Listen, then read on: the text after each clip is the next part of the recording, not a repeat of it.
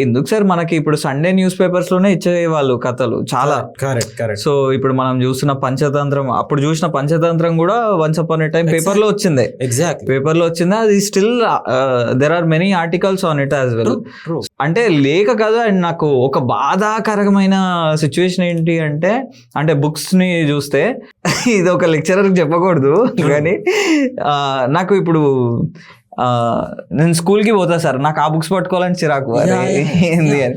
But this gives me so many information ఉంటది దీంట్లో, entertaining ఉంటది. దట్ ఈస్ వాట్ అంటే నువ్వు జనరలైజ్ చేయొద్దు అనమాట. ఇప్పుడు చాలా మంది సినిమాలు చూసి చెడిపోతారు, జనరలైజేషన్ కదా.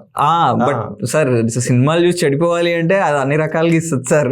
నేను ఇంకొక ఫ్యాసినేటింగ్ అబ్జర్వేషన్ నాది ఏంటి అంటే, మనం ప్రతి ఒక్క ఇండియన్ ఫర్ ఎగ్జాంపుల్ మనం 100% ఎవరిని ఎలివేట్ చేసినా ఎవరిని ఎలివేట్ చేయకుండా, రిలీజియస్ వైజ్ కానీ పొలిటికల్ వైజ్ కానీ, నీ పర్సనల్ హాబీస్ పక్కకు పెట్టేసి, నీ పర్సనల్ చాయిసెస్ పక్కకు పెట్టి, మనం 100% ప్రతిసారి ఇప్పటికీ కూడా ప్రతి ఒక్కరిని ఎలివేట్ చేయాల్సింది ఎవరిని?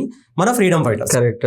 Because they are ultimate gods for us. Because వాళ్ళ వల్లే వీఆర్ బేసికలీ మన డెమోక్రసీ, మన ఫ్రీడమ్ ఎంజాయ్ చేస్తాం. నాకు వన్స్ అపాన్ ఎ టైం వాళ్ళను జస్ట్ స్టడీయింగ్, వాళ్ళందరిలో ఒక కామన్ మైండ్ సెట్, వాళ్ళందరూ కూడా వెస్ట్ నుంచి ఒకటి అడాప్ట్ చేశారు. ఏంటి అంటే they were actually reading best readers. For example Shakespeare example అంత కామన్ ఎందుకు? మన పెద్దవాళ్ళు చెప్తేనే తెలిసింది షేక్స్పియర్ షేక్స్పియర్ అంత పెద్ద రైటర్ రైట్, ఆర్ మార్క్స్ గురించి చదవడం. అంటే మన ఫ్రీడమ్ ఫైటర్స్ అందరూ ఫస్ట్ నుంచి కూడా వెస్ట్ ని అడాప్ట్ చేశారు. ఏంటి అంటే ది బెస్ట్ ఫార్మాట్, అంటే వాళ్ళ రైటింగ్ కానీ. సో వాళ్ళ నుంచి వాళ్ళు తీసుకున్న నాలెడ్జే ఫ్రీడమ్ అవేర్నెస్ తీసుకురాగలిగింది. ఎందుకంటే అప్పుడు ప్రింట్ మీడియా తప్ప ఇంకేమీ లేదు. That was very late.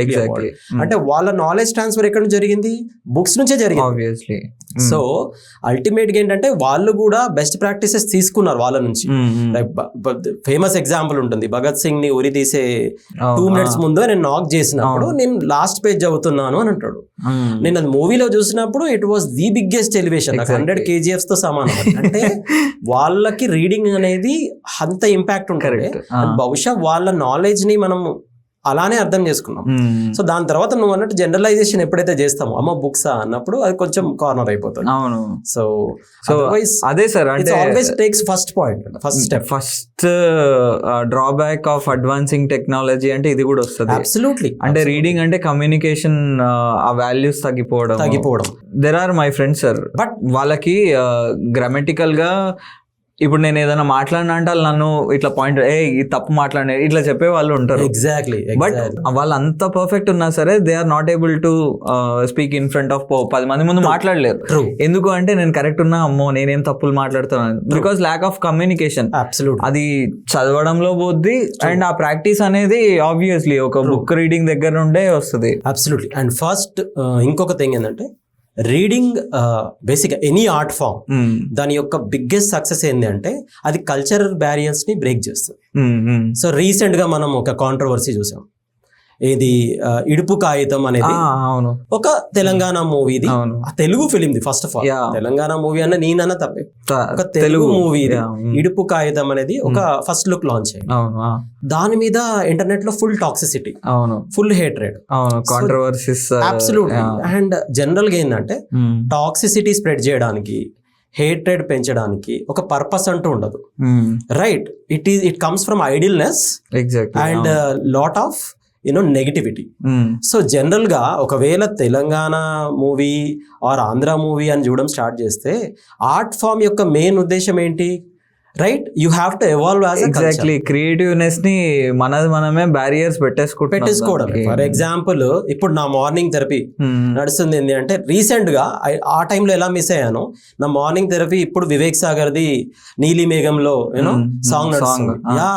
నాకు ఇప్పుడు ప్రతిసారి ఆ ఫస్ట్ నీలి మేఘంలో ధరణి తేజం అన్నప్పుడు పిచ్చ హై వస్తుంది. అంటే నాకు ఫస్ట్ నుంచి కూడా లిటరసీ మీద తెలుగు లాంగ్వేజ్ మీద కమాండ్ వచ్చింది సిరివెన్నెల సీతారామ శాస్త్రి సాంగ్స్ అవి వినడం వల్లే వచ్చింది. సో జనరల్ గా మీనింగ్ఫుల్ సాంగ్స్ తోటే వచ్చింది. అండ్ దాని వల్లనే నేను బార్న్ ముస్లిం అయినా కూడా నాకు కల్చరల్ బ్యారియర్ ఎక్కడ లేదు. And that's how I expanded my circle. Exactly. So ఇప్పుడు ఎప్పుడైతే మనం ఈ సోషల్ మీడియాలో ఈ ట్రోల్ చూస్తామో కనెక్ట్ అవ్వాలంటే there should not be a barrier. Absolutely. For example Seethamma Vakitlo Sirimalle చెట్టు ఉంది, దాంట్లో స్లాంగ్ చాలా మందికి అర్థం కాకపోవచ్చు, బట్ ఎక్స్ప్రెషన్ అర్థమైంది. ఎగ్జాక్ట్లీ. ఎక్స్ప్రెషన్ అర్థమైంది కాబట్టి హిట్ అయింది సినిమా. నేను అప్పుడు కూర్చొని మహేష్ బాబు ఏం మాట్లాడుతుంటే ఎవరికి అర్థం కావట్లేదు అంటే I will be a fool.